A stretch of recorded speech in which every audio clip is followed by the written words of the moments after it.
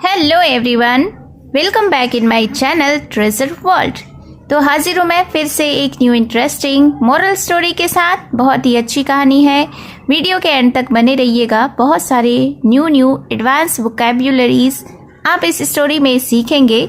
इसके साथ ही स्टोरी को रीड करना और इंग्लिश वर्ड्स के करेक्ट प्रोनाउंसिएशन के बारे में भी सीखेंगे। तो स्टोरी स्टार्ट करने से पहले अगर आप इस चैनल पर न्यू हैं, मेरी वीडियो को पहली बार वॉच कर रहे हैं, तो मेरे चैनल को सब्सक्राइब ज़रूर करें और जो बेल का आइकन दिख रहा है उसे भी प्रेस कर दें ताकि मैं जब भी वीडियो अपलोड करूं तो इसका नोटिफिकेशन आप तक पहुंच जाए। तो चलिए स्टार्ट करते हैं आज का यह इंटरेस्टिंग मोरल स्टोरी। आज के स्टोरी का टाइटल है fear of the lion and the elephant.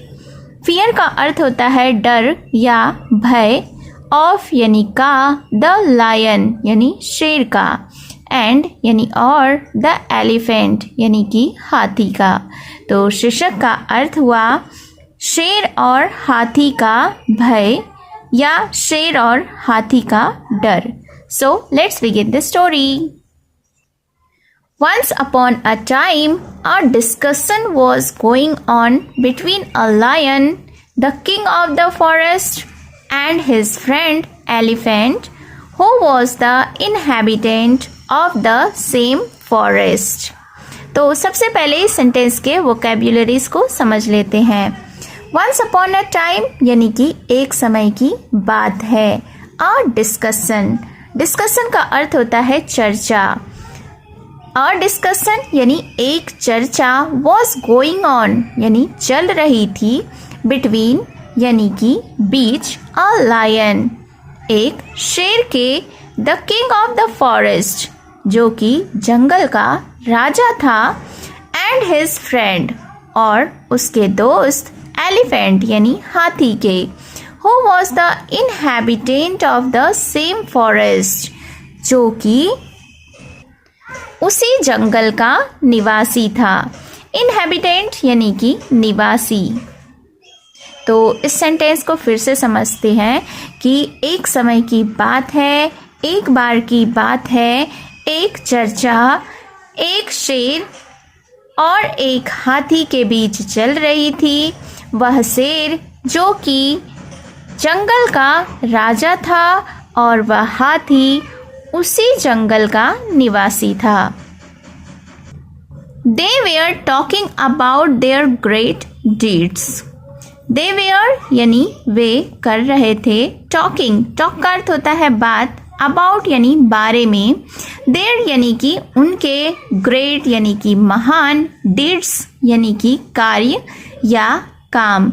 तो they were talking about their great deeds यानी कि वे अपने महान कार्यों के बारे में बात कर रहे थे, या यूँ कह सकते हैं कि वे अपने महान बड़े बड़े कार्यों की चर्चा कर रहे थे। Then suddenly the lion disclosed his fear of the crowing of cocks.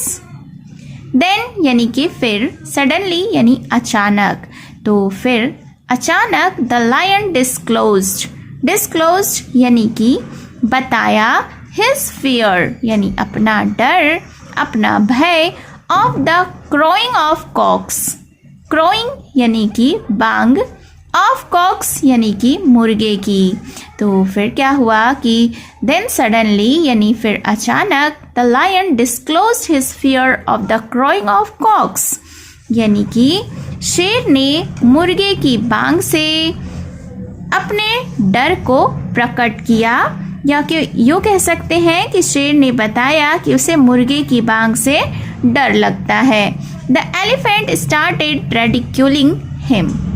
The elephant यानी हाथी, स्टार्टेड यानी शुरू किया, रेडिक्यूलिंग हिम, रेडिक्यूलिंग यानी मजाक उड़ाना, हिम यानी कि उसका। तो फिर क्या हुआ कि हाथी इस बात पर उसका मजाक उड़ाने लगा।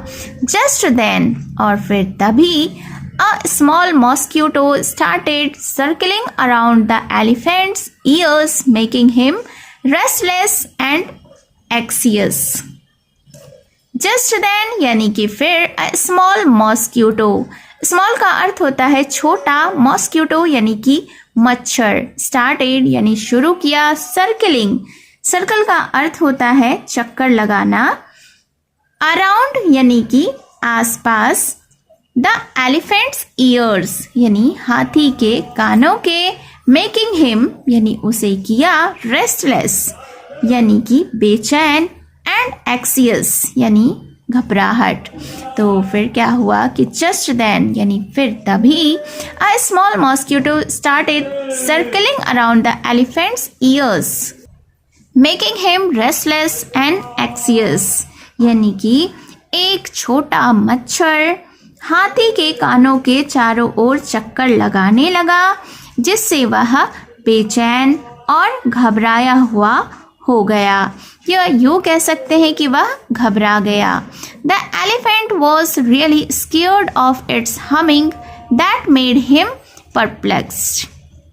द एलिफेंट यानी कि हाथी वॉज रियली स्केयर्ड, वॉज यानी था, रियली यानी वास्तव में, स्केयर्ड यानी कि डरा हुआ, ऑफ इट्स हमिंग, हमिंग यानी भनभनाहट, दैट जो, मेड हिम उसे किया, परप्लेक्स्ड, परप्लेक्स यानी कि उलझन। तो फिर क्या हुआ कि हाथी उसकी भनभनाहट से सचमुच बहुत डर गया, जिससे वह उलझन में पड़ गया।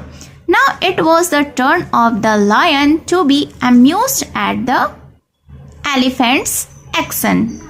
Now यानी कि अब, it was the turn of the lion, turn यानी बारी, तो it was the turn of the lion यानी कि अब शेर की बारी थी, to be amused यानी कि हंसने की, at the elephant's action, action यानी कि हरकत। तो किस पर हंसने की बारी थी? हाथी की हरकत पर। तो इस सेंटेंस को फिर से समझते हैं कि अब हाथी की हरकतों पर हंसने की बारी शेर की थी। Moral, sometimes our fear is baseless. Sometimes यानी कभी कभी, आवर यानी हमारा, फियर यानी कि डर, इज यानी होता है, बेसलेस यानी कि बेबुनियाद यानी बिना कारण के।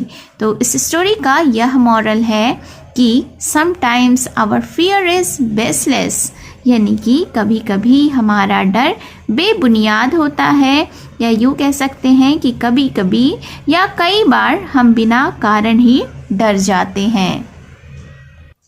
So it was the short moral story. I hope you have enjoyed the story. और इस स्टोरी के डिस्क्रिप्शन को ज़रूर चेकआउट करें, वहाँ पे मैंने वर्ड्स और उसके हिंदी मीनिंग लिस्ट आउट किए हैं। तो कमेंट बॉक्स में ज़रूर बताएं कि आपको यह स्टोरी कैसी लगी, और अगर आपने अभी तक मेरे चैनल को सब्सक्राइब नहीं किया है तो चैनल को सब्सक्राइब कर लें, बेल का आइकन भी हिट कर दें, और अगर आप मुझे फेसबुक पर वॉच कर रहे हैं तो फॉलो ज़रूर करें। तो मिलती हूँ मैं फिर से एक न्यू इंटरेस्टिंग मोरल स्टोरी के साथ। Thank you for watching.